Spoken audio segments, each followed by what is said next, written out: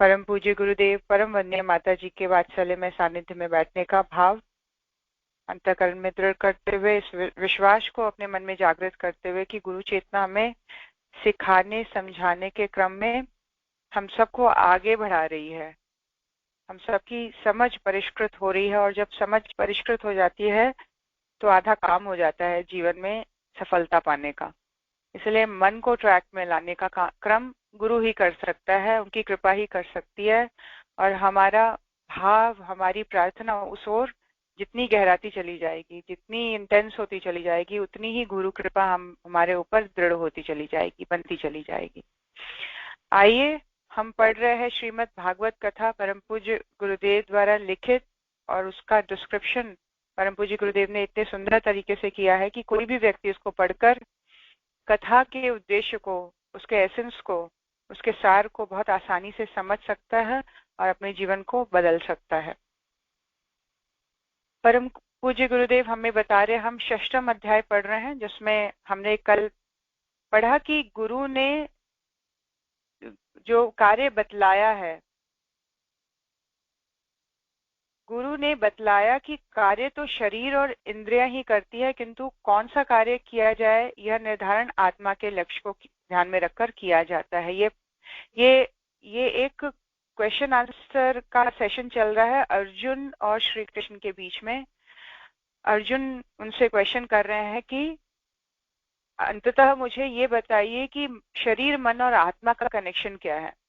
तो उसके आंसर में बहुत ही सुंदर तरीके से श्री कृष्ण भगवान बता रहे हैं कि ये कनेक्शन कुछ इस तरह का है, जिसको एग्जाम्पल के तौर पे समझो कि शरीर एक रथ है जिसमें इंद्रिय रूपी घोड़े बंधे हुए हैं, सारथी रूपी बुद्धि उसका नियंत्रण कर रही है, और इस देह रूपी रथ पे सवार जो है, सबसे पावरफुल और सबसे जीवंत और जीवट व्यक्तित्व है, वो है हमारी आत्मा, जो हर चीज को कंट्रोल करती है।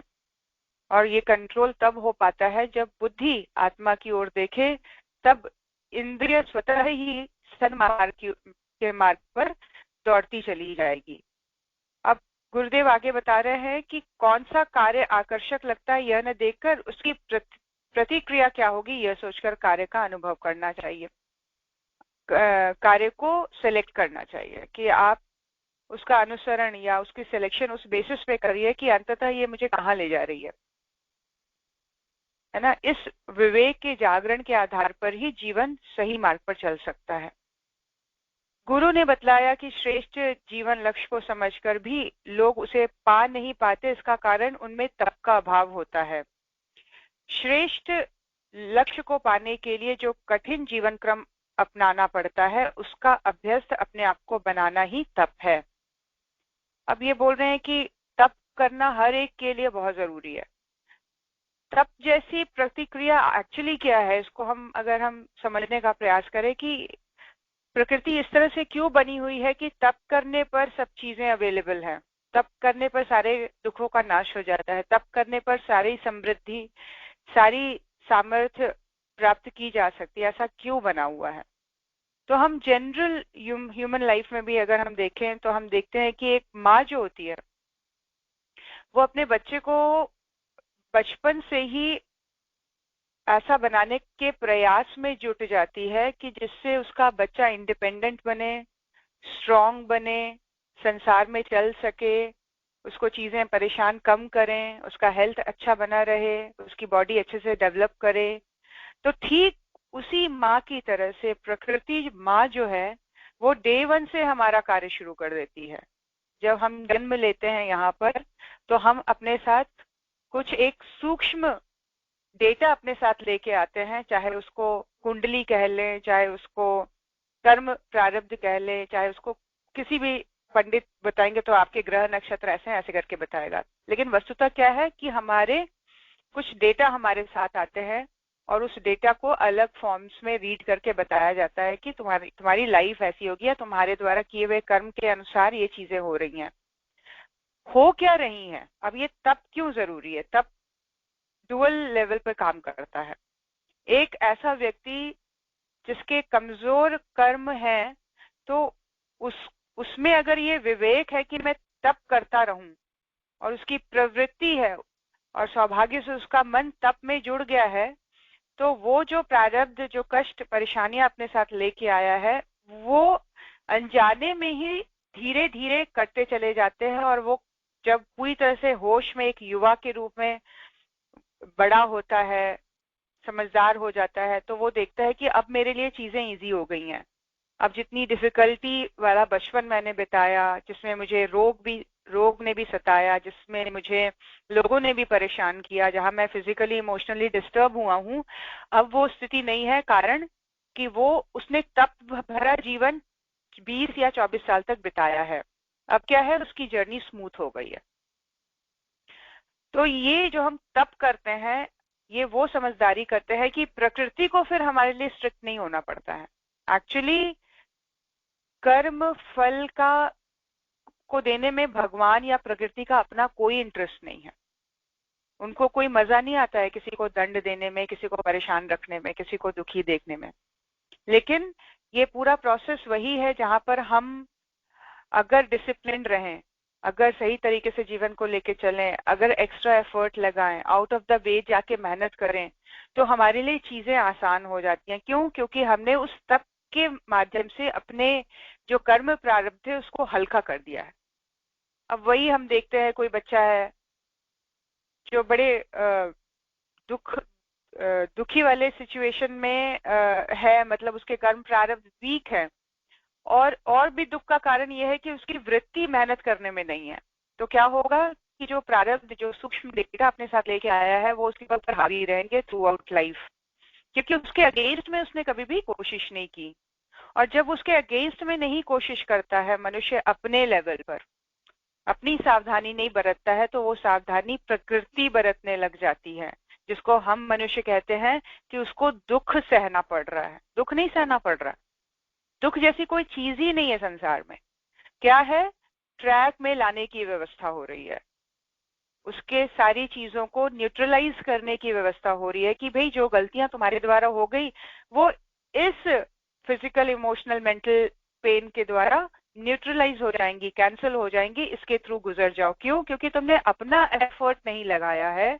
तो नेचर अपनी एक व्यवस्था रखती है जिसको कर्म फल कह दिया जाता है।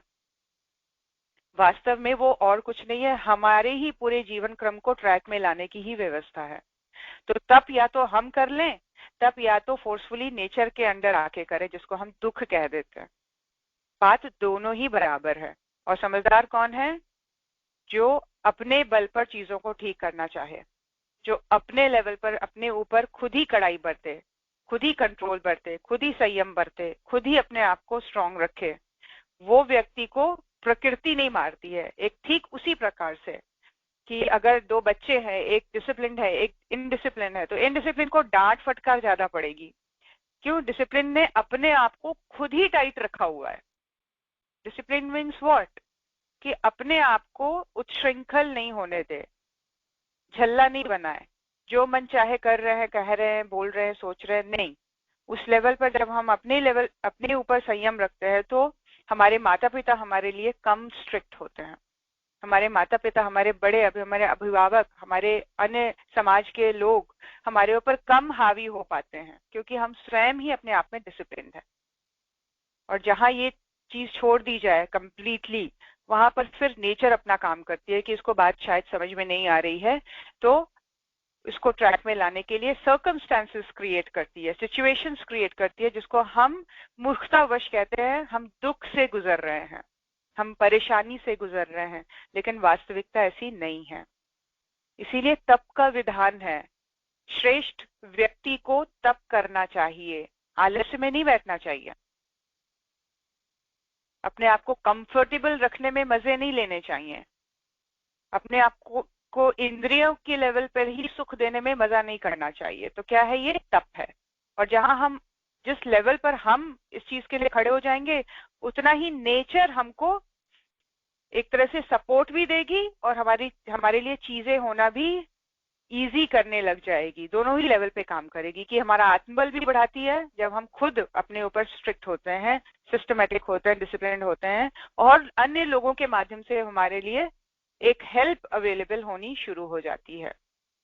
तो यहाँ पर क्या कह रहे हैं भगवान की श्रेष्ठ जीवन लक्ष्य को समझकर भी लोग कई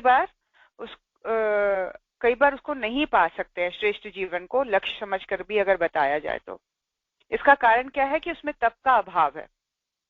श्रेष्ठ लक्ष्य को पाने के लिए जो कठिन जीवन क्रम अपनाना पड़ता है उसका अभ्यस्त अपने आप को बनाना तप है। हम अपने जीवन को हर लेवल पर बेहतर बनाना चाहते हैं। हम वर्ल्डली भी अच्छे होना चाहते हैं, हम इमोशनली, मेंटली, फिजिकली अच्छे होना चाहते हैं, हम स्पिरिचुअली भी आगे बढ़ना चाहते हैं। तो ये सारी चीजें की डिमांड है तप। जितना तप करेंगे, जितना अपने आप को गलाएंगे, अपने आप को गढ़ेंगे, अपने आप को शेप देने का काम करेंगे, अपने आप में नई चीजों को डालने का प्रयास करेंगे, पुरानी चीजों को तोड़ने का प्रयास करेंगे, वही तप कहलाएगा। और जो ये नहीं करेगा फिर प्रकृति अपना रास्ता लेती है जो कष्टकारी भी लगता है और एक हमारे आत्मबल को भी गिराता है, हमारा विश्वास भी टूटता है।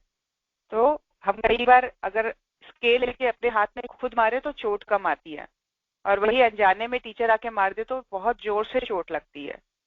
तो क्योंकि स्वयं तप करने में हम मेंटली प्रिपेयर्ड हैं, हम रेडी हैं उस चीज के लिए, हमें पता है कि ये पेन आने वाले हैं, ये प्रॉब्लम्स आएंगी, ये मन को यहाँ मारना पड़ेगा। तो पहले से प्रिपेयर रहने में चीजें डिफिकल्ट नहीं होती, और अचानक वो चीज अगर सर पे पड़ती है तो व्यक्ति तिलमिला जाता है, घबरा जाता है, फिर वो दोषारोपण करता है, फिर वो भगवान के ऊपर से भी विश्वास खो बैठता है। अब गुरुदेव कह रहे हैं तप का प्रभाव, सारे साधनों की जड़ तपस्या ही है। जिसको पाना, जिसका अभ्यास करना, जिसे अधिकार में लेना और जिसकी संगति में लाना नितांत कठिन है, वह सब तपस्या के द्वारा साध्य हो जाता है, क्योंकि तप का प्रभाव असाधारण है। और आज के समय में ऐसे कई एग्जाम्पल्स हमें देखने को मिल जाएंगे। अभी रिसेंटली हमारे देश से आर्चरी के लिए गए ओलंपिक्स में, शायद, या हाँ ओलंपिक्स में ही गए थे शायद, एक खिलाड़ी थे जिनकी मेरे ख्याल से वो एक हाथ से खेल रहे थे और एक ही हाथ से वो तीर चला रहे थे। वो लड़की थी, मेरे ख्याल से महिला थी कोई, और उसका एम ही सबसे बेटर लगा और उसने ही हमारे देश के लिए मेडल जीता। तो क्या है, असाध्य, मतलब कोई सोच नहीं सकता कि एक व्यक्ति जिसके दोनों हाथ नहीं है वो तीर अंदाजी में वर्ल्ड रिकॉर्ड बना रहा है। ये क्या चीज है? ये वो है जिसकी संगति ना मिलना या नितांत कठिन लगना। जैसे असंभव जैसे कार्य संभव हो सकते हैं, किस बेस पर? तप के बेस पर। आज हम बहुत सारे ऐसे लोगों को देखते हैं जो फिजिकली एलिजिबल नहीं है उस चीज को करने में, लेकिन उन्होंने प्रैक्टिस करके अपने सारे सपनों को पूरा किया है, सारे सपनों को। एक तो वायरल हुआ वीडियो बहुत ज्यादा, और वो आजकल मोटिवेशनल स्पीकर बनी हुई हैं, विदेश की महिला है जिनके दोनों हाथ नहीं है, और वो दोनों हाथ न होते हुए भी उन्होंने फाइटिंग, मतलब जो युद्ध करने की कला है वो सीखी है, अलग अलग दुनिया की सारी युद्ध कला वो जानती हैं, और प्लेन चलाया है उन्होंने। सोचिए, दोनों हाथ नहीं है और वो प्लेन चला रही हैं। तो आत्मबल जब बढ़ता है व्यक्ति का इस बेस पर कि वो जितना तप करता चला जाए, जितना अपने आप को रगड़ता चला जाए, तो कोई भी रुकावट उसके लिए दीवार नहीं बन सकती है। इसी को कहते हैं असंभव से भी असंभव कार्य संभव हो जाते हैं। बेस है तपस्या, वह सब तपस्या के द्वारा साध्य हो जाता है, क्योंकि तप का प्रभाव असाधारण है। जिन्हें कुछ उल्लेखनीय सफलताएं पानी है, उन्हें आराम तलबी छोड़कर तपस्वी जीवन जीना होगा। उल्लेखनीय सफलता अगर हमें अपने जीवन में पानी है, सिग्निफिकेंट तरीके से आपकी एक रिकॉग्निशन बने, आपको लोग पहचाने, है ना, उल्लेखनीय सफलता है, तो आपको आराम तलबी छोड़नी होगी और तपस्वी वाला जीवन जीना होगा। ये हम सबके लिए गुरुदेव मैसेज दे रहे हैं। ये वाली वृत्ति हर एक वो इंसान के अंदर जागृत होनी चाहिए कि उसको ये भूल जाना चाहिए कि मुझे अब रेस्ट चाहिए, अपने एंजॉयमेंट चाहिए, मजे चाहिए, पार्टीज चाहिए, टूर चाहिए, घूमना फिरना चाहिए, नहीं, ये सब चीजें भूल के अपने आप को एक ऋषि की तरह, एक साइंटिस्ट की तरह अपने आप को बंद करके, अपने बंद कर लेने का मतलब है कि इंद्रियों को, मन को, बुद्धि को एक कार्य में फोकस कर लेना, उस लेवल पे बंद करना। ये नहीं कि कमरा बंद करके फिजिकल लेवल पे बैठ जाए, नहीं, हम वहां पे अपने आप को पूर्ण संयम में बांध करके जब हम किसी चीज को पाने का तप करते हैं तो वो उल्लेखनीय सफलता हमारे जीवन में मिलेगी ही मिलेगी। ज्ञानी पुरुषों का कहना है कि तपस्या दीपक है, आचरण से धर्म सदता है, ज्ञान परब्रह्म का स्वरूप है और संन्यास ही उत्तम तप है। जो व्यक्ति तत्व को समझकर ज्ञान स्वरूप निराधार और संपूर्ण प्राणियों के भीतर रहने वाली आत्मा को जान लेता है, वो सर्वव्यापक हो जाता है।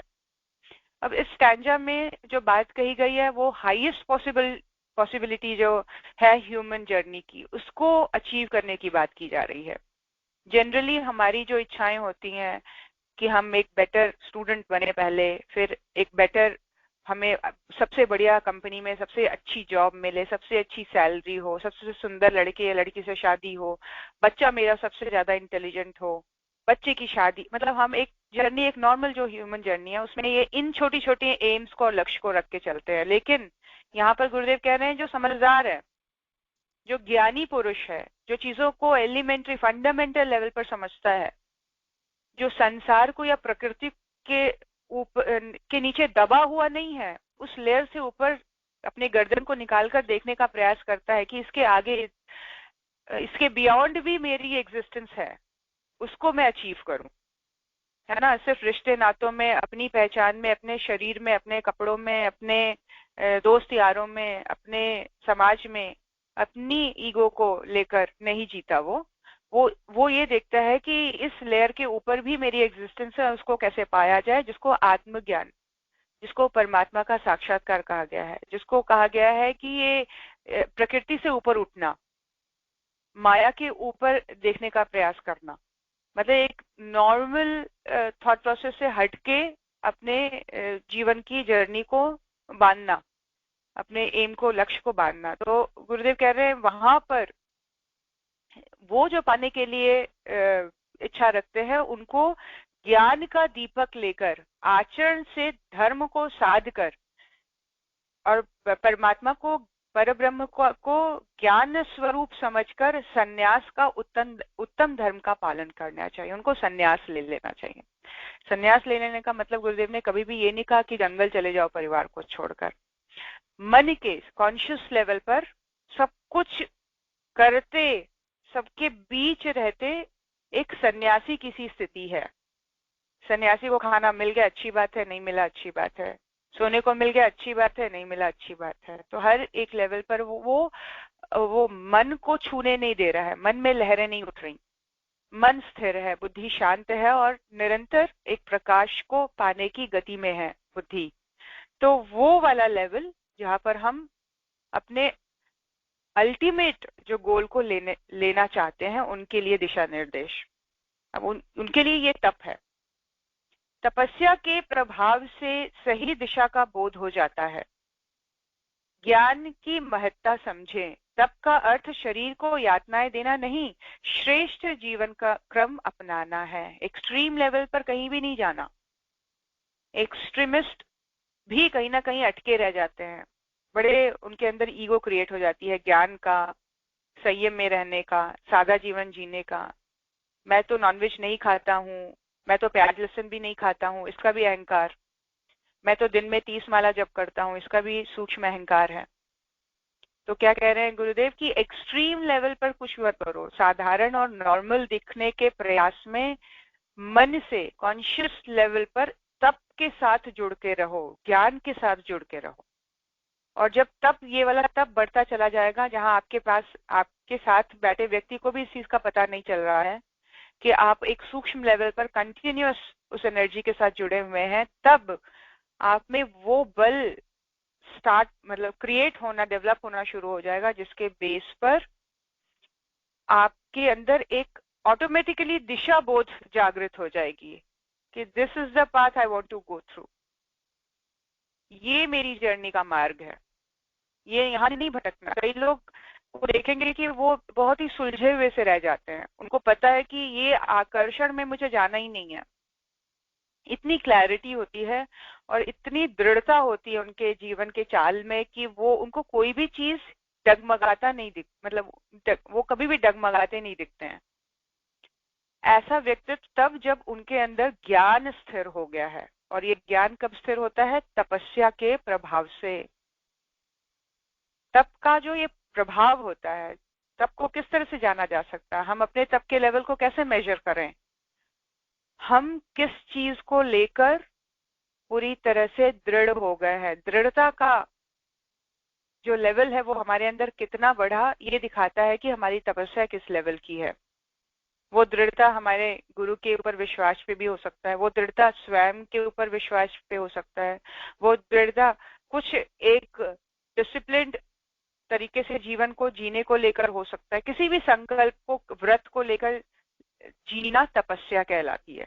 और वो तपस्या जितनी प्रगाढ़ होती चली जाती है, वो हमारे अंदर की दिशा बोध को जागृत करती है, हमारे अंदर की क्लैरिटी को जागृत कर देती है। हमें समझ में आ जाता है कि ये मेरा पाथ है, ये मेरा मार्ग है। उसमें हमें कोई भी बातें, किसी की भी बातें, किसी की भी भटकाने वाली बातें उसका प्रभाव नहीं डालती। ये बताता है कि तपस्या सही लेवल पर और सही डायरेक्शन में की जा रही है, कि जहां हमें अन्य लोगों की बातें प्रभावित ना करें, जहां हमें दूसरों का मार्गदर्शन लेने की आवश्यकता नहीं पड़े छोटी छोटी चीजों के लिए। ये हमारी तपस्या की इंटेंसिटी बताता है। यह तत्व ज्ञान सुनकर अर्जुन ने श्री कृष्ण से पूछा, हे जनार्दन, यह प्रश्न करता शिष्य कौन है तथा समाधान करने वाला गुरु कौन है?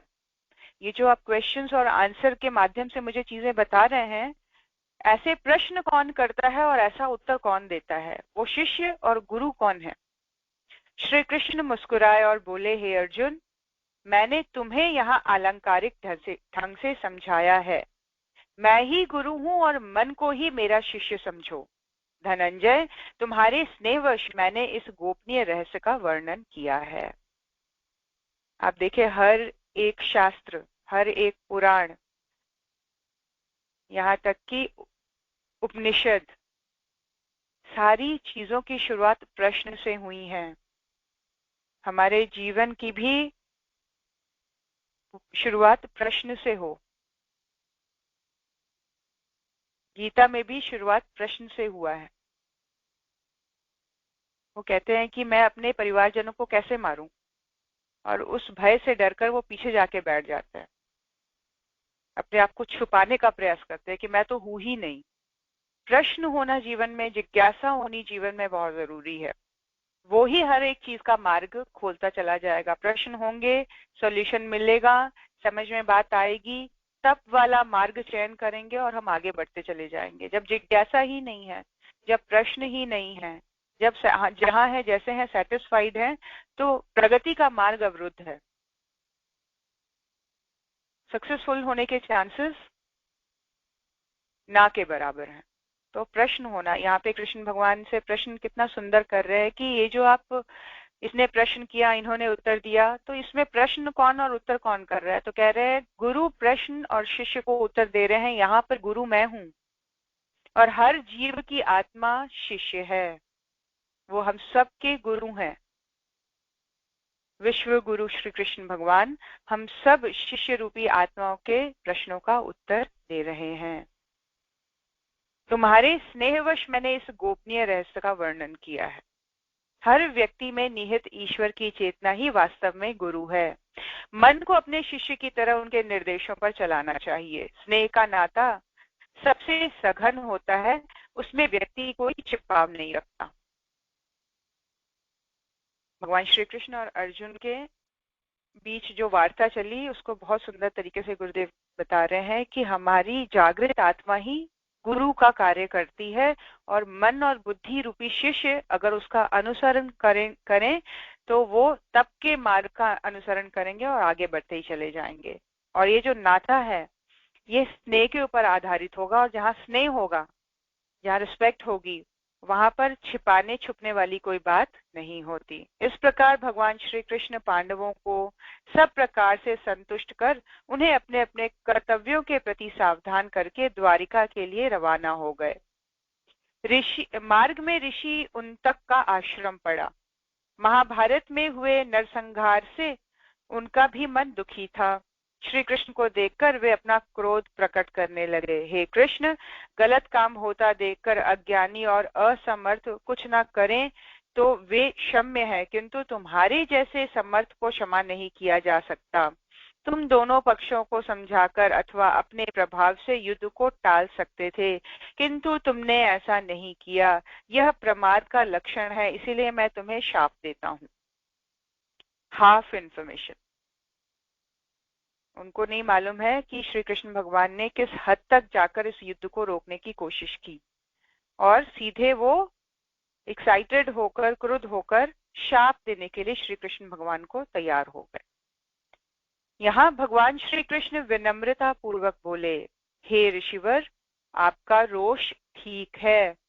यदि शासन व्यवस्था संभालने के कार्यों पर आप जैसे विचारशील महात्मा दृष्टि न रखें, उनकी भूलों को ना सुधारें तो अनर्थ हो सकता है। सत्ता के नशे में स्वच्छंद शासक कर्तव्य पथ से भटक सकते हैं, किंतु मैं अपने प्रयासों और कर्तव्यों का विवरण आपके सामने रखना चाहता हूँ। उसे सुनकर आपको जैसा उचित समझें आप करें। देखिए, कृष्ण भगवान हैं, और उस नाते भी वो कितने प्यार से और विनम्रता से उनके क्रोध का उत्तर दे रहे हैं, और ये कह रहे हैं कि आपका रोष जो है गलत नहीं है, ऐसे शुरुआत कर रहे हैं। तो क्या किया उन्होंने? ऐसा बोलकर सामने वाले को अपनी बात सुनने के लिए रेडी कर दिया। जैसे कोई बच्चा झल्लाकर कुछ कंप्लेन करने आता है, कुछ आपसे बोलने आता है, मम्मी आपकी वजह से, तो उसको रोकने का तरीका यहाँ पे श्री कृष्ण भगवान ने बहुत सुंदर दिया कि पहले तो उसको ये बोलो कि हाँ बेटा, तुम ठीक बोल रहे हो, तुम ठीक बोल रहे हो, शायद मेरे से ये गलती हुई है, लेकिन मेरी पूरी बात तो सुनो पहले। तो ये एक तरीका आज मैंने सीखा। क्या कह रहे हैं भगवान श्री कृष्ण कि भाई आपका जो रोष है वो ठीक है, लेकिन शासन व्यवस्था में आए प्रॉब्लम्स को लेकर हर विचारशील को दुखी होना पड़ता है, और वो उसकी भूलों की सुधारने का भी प्रयास करता है। लेकिन इससे पहले कि आप मुझे शाप दें, आप मेरे प्रयासों और कर्तव्यों का विवरण मैं आपके सामने रखता हूँ। उसे सुनकर आपको जो उचित लगे, पहले आप उसको सुन लो, उसके बाद तुम्हें जो डिसाइड करना है डिसाइड कर लेना।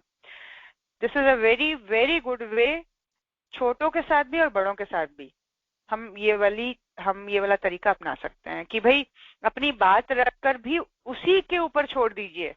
ये मत बोलिए तुमको ये करना चाहिए या आपको ये करना चाहिए, नहीं, ये आज मैंने सीख लिया। ये पॉइंट नोट कर लेना कि आप अपनी बात रखकर भी उसको चॉइस दीजिए कि आपको अगर मेरी बात ठीक लगती है तो आपको जैसा ठीक लगता है ये पूरा सुनने के बाद वैसा कर लो। It's up to you now, it's all your decision. ऋषि की सहमति पाकर श्री कृष्ण ने उन्हें सारा विवरण सुनाया, स्वयं संधि दूत बनकर जाने की बात बताई। अनिति उन्मूलन के लिए युद्ध के अतिरिक्त और कोई मार्ग न रह जाने की स्थिति उन्हें समझाई। ऋषि को सत्पात्र समझकर उन्हें अपना विश्व रूप भी दिखाया। इससे ऋषि का समाधान हो गया। उन्होंने श्री कृष्ण की वंदना और सराहना की। वहां से चलकर श्री कृष्ण पुनः द्वारिका पहुंचकर अपने कार्य में लग गए। देखिए, उनका जो प्रयास है, उनका जो तरीका है, जो वे अपनाते हैं, वो क्या अपनाते हैं? कल्याण का।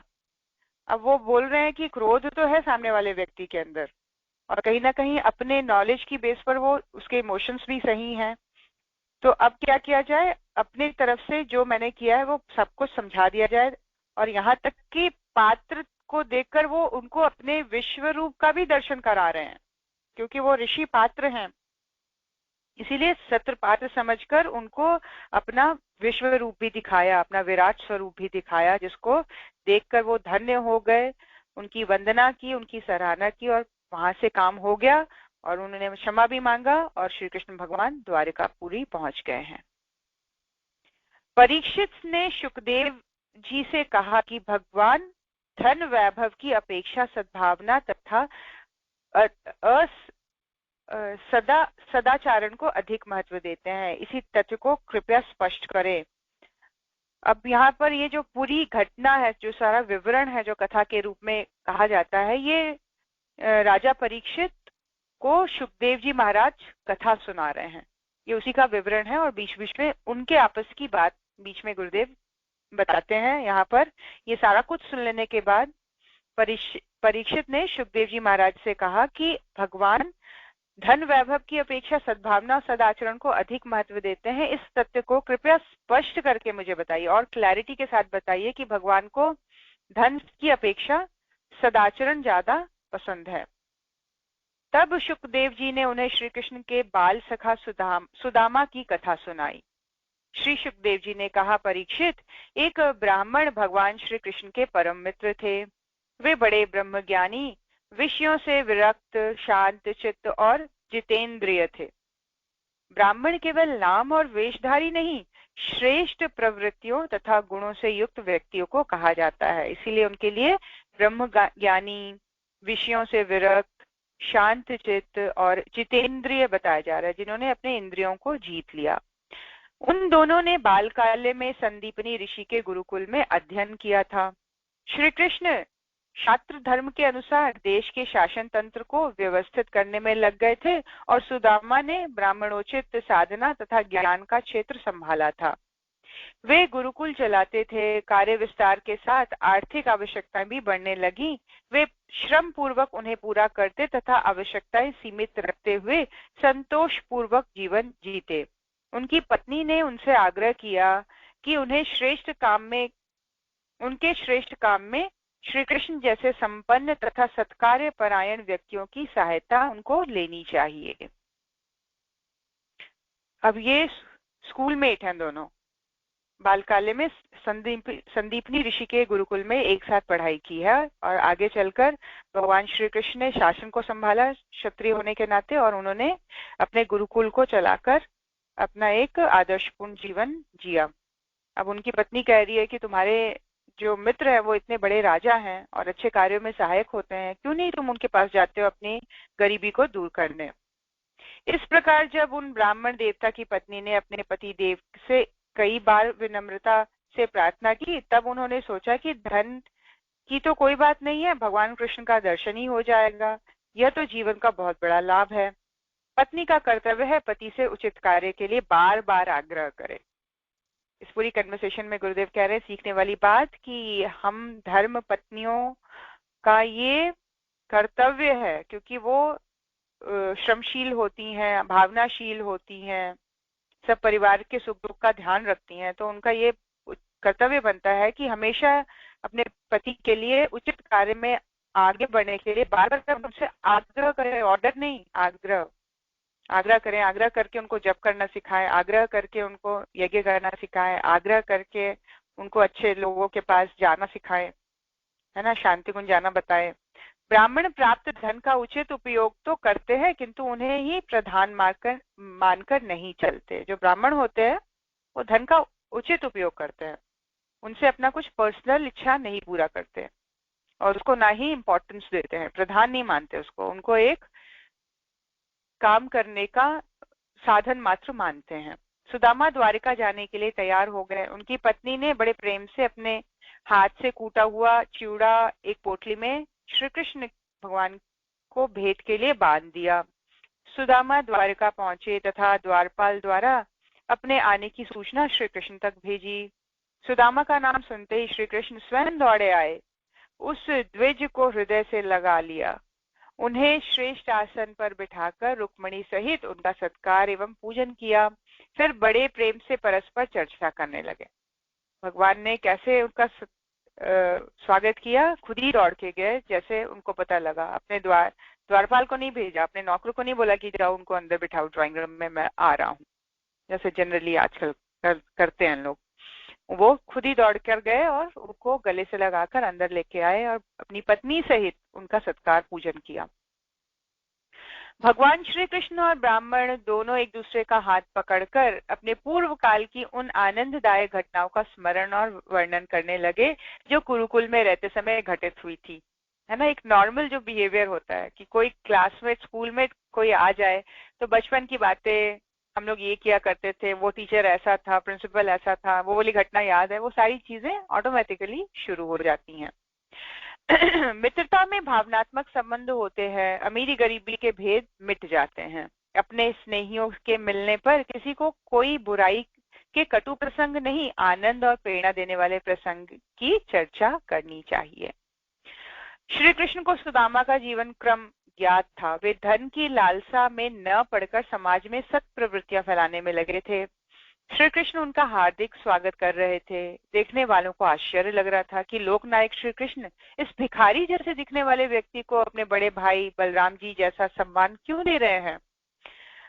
श्री कृष्ण भगवान सुदामा से कहने लगे, हे सुदामा, जगत में विरले ही लोग ऐसे होते हैं जो सांसारिक विषय संबंधी वासनाओं का त्याग कर देते हैं और चित्त में लोक मंगल के लिए कर्म करते रहते हैं। ब्राह्मण शिरोमणे, क्या आपको उस समय की बात याद है जब हम दोनों एक साथ गुरुकुल में निवास करते थे? सचमुच गुरुकुल में ही द्विजातियों का अपने ज्ञातव्य वस्तु का ज्ञान होता है, जिसके द्वारा वे अज्ञान अंधकार से परे हो जाते हैं। अब यहाँ पर दो बातें जो गुरुदेव बता रहे हैं सीखने वाली, वो ये कि जब भी दो व्यक्ति बहुत दिनों के बाद मिलने के लिए बैठे तो हमेशा ही आनंददायक जो घटनाएं उनके जीवन में बीती हैं उनका स्मरण करें, और मन में भी इस तरह की कोई विचार ना लाएं कि कोई व्यक्ति अगर ऐसा आया है तो इसने मेरे साथ ऐसा किया था, इसने, उसको वहीं समाप्त कर लें, क्योंकि इसके द्वारा हम किसी और को नहीं, स्वयं को ही परेशान करते हैं, दुखी करते हैं। तो काफी दिनों के बाद स्वजन संबंधी अगर मिलने आते हैं तो प्रसन्नता वाले सारी घटनाओं का स्मरण करके हंसना और आनंद लेना चाहिए। लोकनायक श्री कृष्ण भगवान अपने जो गरीब सुदामा की सेवा कर रहे हैं, उनका स्वागत कर रहे हैं, इसको देखकर उनके सारे काम करने वाले जो थे वो बड़े ही हैरान हो रहे थे, बहुत ही आश्चर्य से उनको देख रहे थे। भगवान श्री कृष्ण इस बात की प्रशंसा कर रहे थे सुदामा के लिए कि आप जैसे लोग दुनिया में कम होते हैं जो सांसारिक विषय संबंधी वासनाओं का त्याग कर देते हैं। किस चीज के लिए? लोक हित के लिए। जो तो लोक हित के लिए करने वाले चीजों के लिए भगवान हमेशा ही खुश रहेंगे उस व्यक्ति से। जो अपने किसी लक्ष्य को साध कर कार्य नहीं करेगा।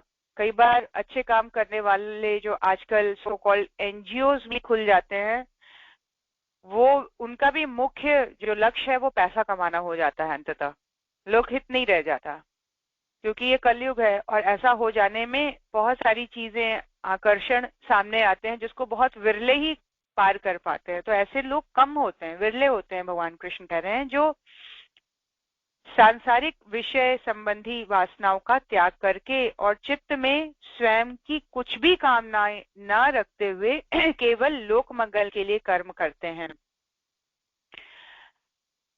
सचमुच गुरुकुल में जो हमें विद्या दी गई है उसके बेस पर हम दोनों के जीवन का अंधकार दूर हुआ है। ऐसी बात श्री कृष्ण भगवान उनकी तारीफ करते हुए, प्रशंसा करते हुए कह रहे हैं।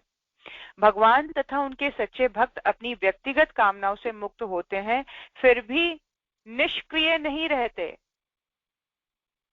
ऊपर से देखने में पूरी तरह से एक आम पैसे कमाने वाले व्यक्ति से भी ज्यादा वो व्यस्त दिखाई देते हैं, ज्यादा डिसिप्लिन दिखाई देते हैं, ज्यादा अपने कार्य में लगे हुए दिखाई देते हैं, फोकस दिखाई देते हैं, क्योंकि उनका अपना कोई पर्सनल इसमें प्रॉफिट कमाना नहीं होता है। उनका कोई अपनी कामना से वो मुक्त होते हैं और वे स्वार्थ के लिए काम करने वालों से भी अधिक लोक मंगल के लिए क्रियाशील रहते हैं, एक्टिव रहते हैं। गुरुकुलों जैसे उपयुक्त वातावरण में तथा सत्पुरुषों के सानिध्य में सत प्रवृत्तियों का ही विकास होता है ना। हम किस संगति में बैठते हैं, हम कैसे लोगों के साथ बातचीत करते हैं, कैसा हमारा वातावरण है। इसीलिए बच्चों के लिए बहुत सावधानी से ऐसे वातावरण का निर्माण करना चाहिए जहाँ पर उसका पूरा कंप्लीट फुल पर्सनालिटी डेवलपमेंट हो। तो गुरुकुल या ऐसे उपयुक्त वातावरण में सत्पुरुषों के सानिध्य में सत प्रवृत्तियों का विकास होना संभव है। अगर आज ये पॉसिबल नहीं है हमारे परिवार में या समाज में, तो हम सबके लिए खुला हुआ है मार्ग शांति कुंज का। अपने बच्चों को एक सिस्टमेटिक तरीके से शांति कुंज में जरूर 1 या 2 दिन के लिए, 5 दिन के लिए लेकर जाएं और वहां पर रखकर उनको दिखाएं कि किस तरह से जो हमारा सनातन धर्म किस तरह से फंक्शन करता है, मंत्रों के द्वारा, यज्ञ के द्वारा, संस्कारों के द्वारा। ये सारी चीजें बच्चों को दिखानी तो अवश्य ही चाहिए, ऐसा वातावरण तो जरूर देना चाहिए। बाकी आगे उसकी खुद का इंटेलेक्ट इस चीज को सही गलत या एक्सेप्ट करेगा। कृष्ण को वह प्रसंग याद आया कृष्ण को वह प्रसंग याद आया जब वे सुदामा वर्षा ऋतु में मेघों की चिंता न करके भी जंगल में समुदाय लेने चले गए थे। वहां भीषण वर्षा में फंसकर रह गए। गुरु संदीपनी स्वयं उन्हें खोजने पहुंचे तथा सुरक्षित वापस ले आए।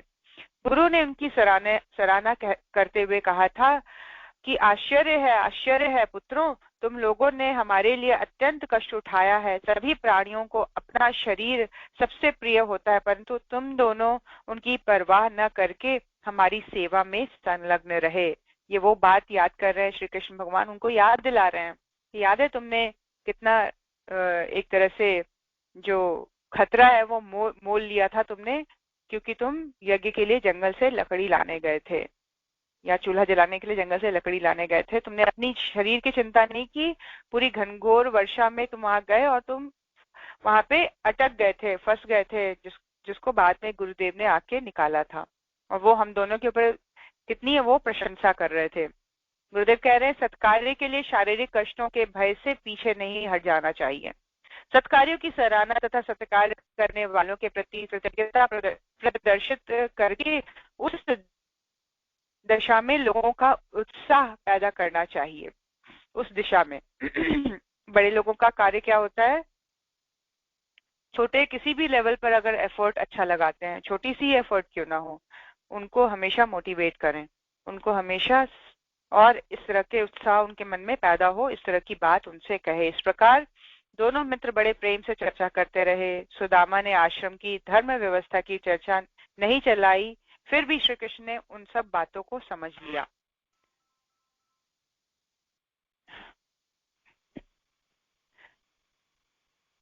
तो यहाँ पे गुरुदेव बता रहे हैं कि किस तरह से जो सत्कार्य है उसको मतलब नोटिस करना और उसकी वाहवाही करना, उसकी तारीफ करना एक सज्जन पुरुष का कर्तव्य है, कि हम अच्छा देखकर इग्नोर ना करें।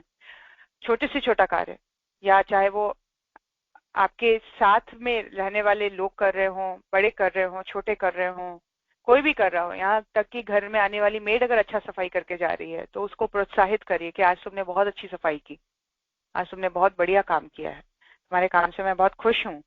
तो इस तरह से जो भी अच्छा करे उसको मोटिवेट करना, उसको बताना, उसको एक्नॉलेज करना बहुत जरूरी है। ये एक बहुत जरूरी काम है ताकि जो समाज में अच्छाई है वो बढ़ती चली जाए।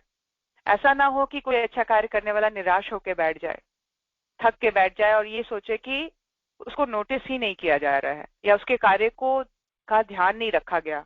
तो इस तरह से ये अच्छा एक मतलब बात बताई गुरुदेव ने आज, कि हम किसी भी अच्छाई को देखकर नोटिस करें और उसको एक्नॉलेज करें। एक्नॉलेज करना मतलब बताना उसको।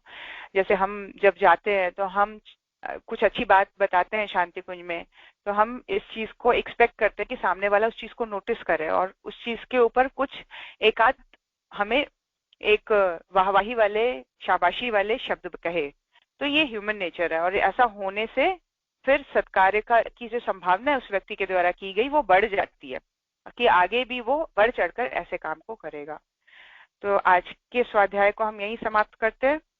मेरे ख्याल से 3 और क्लासेस में ये भगवत कथा, श्रीमद् भागवत कथा समाप्त हो जाएगी।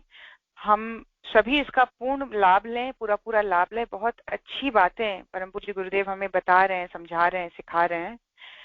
बहुत छोटी छोटी लगने वाली बात है लेकिन है ये बहुत मतलब एक तरह से सीखने वाली। इसको एक तरह से मैनुअल इसका बनाना चाहिए अपनी समझ के लेवल पर। आज हमने क्या क्या सीखा? हमने ये सीखा कि जो गुरुदेव ने बताया हमें जो श्रेष्ठ व्यक्ति है वो किस तरह से मन, आत्मा और शरीर के संबंध को देखते हुए बहुत सावधानी पूर्वक कर्म करता है, और कर्म करने में वो तप को इम्पोर्टेंस देता है। तब उसका प्रायोरिटी नंबर 1 काम होता है, और तब के लिए वो रेडी रहता है उत्साह पूर्वक। और उसको पता है, क्योंकि उसको पता है कि तप के द्वारा संसार में किसी भी चीज को पाया जा सकता है, लिया जा सकता है, गेन किया जा सकता है। और किस तरह से श्री कृष्ण भगवान अपने सखा को, जो बचपन का फ्रेंड है, चाहे वो निर्धन है लेकिन उसके मन में स्वार्थ नहीं है, उसके मन में लोकहित की क्वालिटी देखकर, उसके अंदर ईमानदारी का पूट देखकर, उनके अंदर सज्जनता को देखते हुए ईश्वर यही सब देखता है, और ऐसे व्यक्ति के लिए वो प्रेम का भाव रखता है। और ऐसे व्यक्ति, इसीलिए ये आंसर यहीं पे सॉल्व हो गया कि जहां पर शुकदेव जी से पूछा राजा परीक्षित ने कि भाई ये मुझे बताइए कि भगवान को धन धान्य वाले लोग इतने पसंद नहीं, सद्भावना सत्कार्य करने वाले लोग ज्यादा पसंद है। तो उसका ये बहुत ही सुंदर जीता जागता एग्जाम्पल शुकदेव जी महाराज दे रहे हैं, और ये बता रहे हैं कि भगवान को लोकहित कार्य करने वाले, अपने ऊपर संयम रखने वाले, अपने कामनाओं के ऊपर उछलने कूदने वाले नहीं, परेशान होने वाले नहीं, जिससे सभी का कल्याण हो, लोकहित हो, ऐसे कार्य को करते हुए तपरत रहने वाले, तपस्या रत रहने वाला जीवन जीते हुए कार्य करने वाले लोग भगवान को प्रिय होते हैं, सबसे प्रिय होते हैं। और उनके लिए वो असंभव से भी असंभव कार्य को कर देते हैं जब वो उनके पास आते हैं, जब वो उनसे बात करते हैं, जब अपने हालचाल को उनको बताते हैं, तो भगवान उनके लिए भी उठ खड़ा होता है। आइए हम सभी गुरुदेव के चरणों में नमन करें। हम सबको का सौभाग्य है कि निरंतर गुरु सत्ता हमें देख रही है। हमारा साहस उनके हेल्प को और तेजी से हमारे तक पहुंचाएगा। हमारा तप करने के लिए रेडी हो जाना ही हमारे गुरु की दृष्टि को हमारी ओर आकृष्ट कर लेगा, और उनके एक्शंस हमारे अकॉर्डिंग हो जाएंगे, हमारे लिए चीजों को बनाने के लिए वो भी तत्पर हो जाएंगे। इसीलिए जब हम रेडी होते हैं तो ईश्वर रेडी होता है, जब हम तप करते हैं तो भगवान हमारी ओर देखने लग जाता है। ये नेचर का सिस्टम है। आइए गुरु की परम कृपा दृष्टि हम सब पर बनी रहे, ऐसा भाव करते हुए गुरुदेव के चरणों में नमन। ओम नमोस्त्वनंताय सहस्त्रमूर्तये सहस्रपादाक्षिशिरोरुबाहवे सहस्रनाम्ने पुरुषाय शाश्वते सहस्रकोटियुगधारिणे नमः। सहस्रकोटियुगधारिणे नमः। ओम श्री गुरुदेवाय नमः। माता भगवते नमः। दादा गुरुदेवाय नमः। आचो के प्रार्थना करें। ओम अस्तोमा सद्गमय तमसोमा ज्योतिर्गमय मृत्योर्मामृतं गमय स्वार्थमा परमार्थ गमय अव्यवस्था सुव्यवस्था गमय। ओम शांति शांति शांति सर्वारिष्ट सुशांतिर्भवतु। आहुतियों का क्रम सभी के उज्जवल भविष्य, सबके स्वास्थ्य संवर्धन के लिए परम पूज्य गुरुदेव परम वंदनीय